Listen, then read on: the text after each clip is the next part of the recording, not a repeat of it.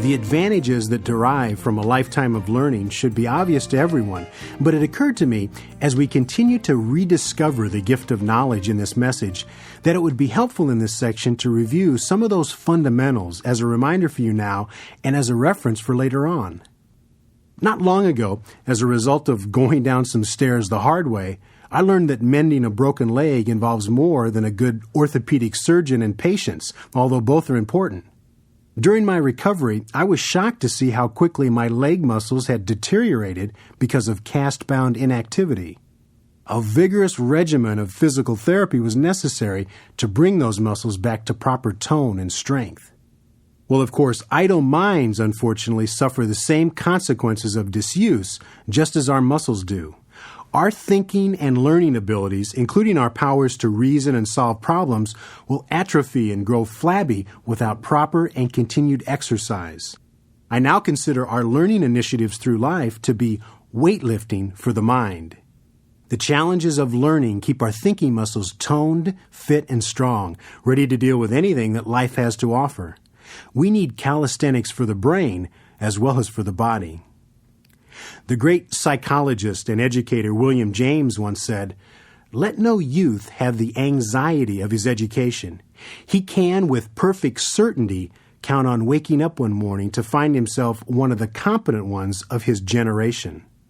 Well, since we can know that the world has never been troubled by an oversupply of competence, I suspect Dr. James would agree that the advantages of competence are not limited to youth. Clearly, we gain a competitive edge in life when we know more than others who've abandoned learning. And the more knowledge we acquire in life, the more we're prepared for opportunity when it knocks. And believe me, it will occasionally knock, whether we're prepared or not. Opportunity and education, not surprisingly, have a cause and effect relationship, but in more ways, perhaps, than you might imagine. As you become better informed and more knowledgeable, you'll find yourself discovering opportunities for personal progress you had no idea existed before. You'll see new avenues for your progress, new doorways opening, and new thresholds to cross. You'll suddenly find it possible to set new goals for your life's journey that you never would have dared before. You see, new goals become possible for you because mastering new knowledge strengthens you as a person, strengthens you in confidence, bearing, expression, manner, purpose, in all the personal aspects that contribute to attracting success. Francis Bacon was correct when he said, "Knowledge is power." When you master a body of knowledge in support of your goals, you acquire a new authority, a vital sense of self that is instantly apparent to everyone you deal with. And in the process, you'll discover that you've acquired an aura of self-reliance that's a magnet for success. Others perceive new levels of competence conveyed by your mastery of expanded personal resources. You'll be offered new opportunities because you're deemed worthy of success. Indeed, knowledge is power, power that will change your life. But you know, so often when I'm doing my level best to urge people to renew their commitment to lifelong learning, the response I get is, "Gee, I'd like to, but I just don't have the time." Well, I just have to take issue with that because we all do have time. It just depends on how we use it. For example, reliable studies tell us that the average American adult now spends from 15 to 28 hours per week watching TV. Figuring at the high end, that's 4 hours a day. Now that's 1,424 hours per year, which amounts to 178 8-hour workdays or almost 36 40-hour work weeks. No wonder so many people don't have time for much else. Not that TV is all bad, far from it. There's some great educational and informational programming on television. But I have to ask, how much time do a majority of people spend watching educational programs? It isn't hard to imagine what any one of us could do if we devoted, say, only half of that TV time, that is 18 40-hour work weeks, to mind-expanding educational activities. We could learn, for example, a foreign language, learn to play a musical instrument, study the history of philosophy, master the law, acquire accounting skills. That's enough time to earn a degree, even an advanced degree or a professional certificate in whatever field you choose. Let me say again, we all have time, it just depends how we use it. Remember, Tomorrow you'll be given the gift of a brand new day. You can use it in rediscovering the gift of knowledge. I would also say that whatever your goals happen to be, you'll reach them much faster by letting others who have gone before you teach you. The life stories of people who have already achieved what it is you want in life tell exactly how they did it. The biographies and autobiographies of a number of successful people come to mind. What worked for them could work for you as well. Many secrets to success in life are available for those who take the time and effort to learn from others' experiences.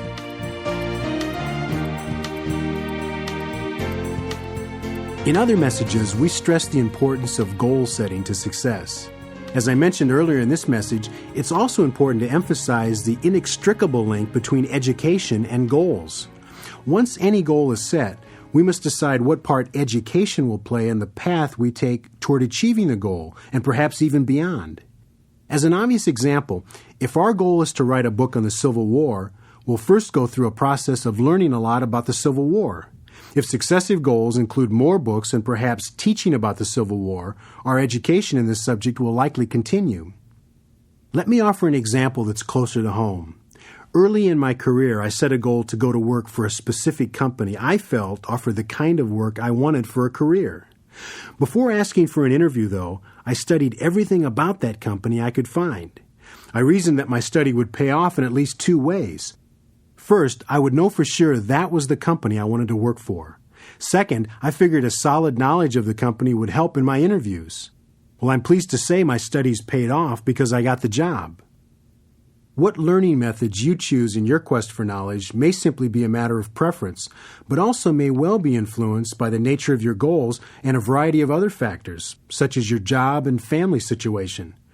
But whether you resort entirely to coursework or entirely to self-study or a combination of both, you'll have an incredible variety of quality learning aids at your disposal. Anyone undertaking a learning adventure of any kind should explore and make use of all the media available to them. Quality learning aids available to us, of course, include first and foremost books. But to our advantage, as we're well aware, traditional book learning is continually reinforced by a great many learning-friendly alternatives. On any given subject, we should always go beyond printed materials to utilize the added benefit of such learning aids as audio and video programs, films, seminars, correspondence courses, CD-ROM, and other software materials. And what's likely now the most significant of all, the almost bewildering explosion of online capabilities. Through the World Wide Web of the Internet, we can access information we need from reference sources all over the world. The awesome power of computers as learning tools is underscored by the simple fact that computer learning is exciting and fun. Assume for a moment that it's your goal to become an expert in importing French wines. You can start by exploring CD-ROMs and websites that offer information about wines and the wine-growing regions of France. References may even include interactive multimedia presentations on aspects of the industry. I'm sure you'll also find like-minded conferees in other parts of the world ready to talk about wine with you on the Internet. The point is, we now have information available to us at home through our computer keyboards that in the past was at best continents away, or perhaps not accessible at all. One of my favorite methods of learning remains audio programs like the one you're listening to right now. Audio programs are about as close as we can practically get to subliminal learning, the kind of learning we get without knowing it. You listen and learn while you're doing something else, like driving the car, jogging or exercising, or working around the house. Audio programs have the added advantage of bringing language to life in the emotions and inflections of the spoken word that we don't get from the printed page. Spoken words help us with pronunciation and usage to strengthen our command of the language. And just as good books do, audio programs allow us to create our own mental images and revel in visualizations that are only available in the theater of the mind. This may be one of the reasons that books are more popular than ever, despite the competition of other learning methods. I recently read, curiously enough, that more books are being published and more people are reading books than ever before. I sense that people like the self-contained utility that books offer. Books are portable, compact packages with easy access to their contents. But as much as anything, books remain popular simply because people enjoy the pleasures of reading. So I urge you not to neglect the world of ideas and information and more that awaits your discovery in books. Take time to read. Develop a love affair with books as I have. Read to learn. Read to explore. Read for the pleasure of reading. Just about everything you need and want to know, you can find in books. Support your goals with reading every day.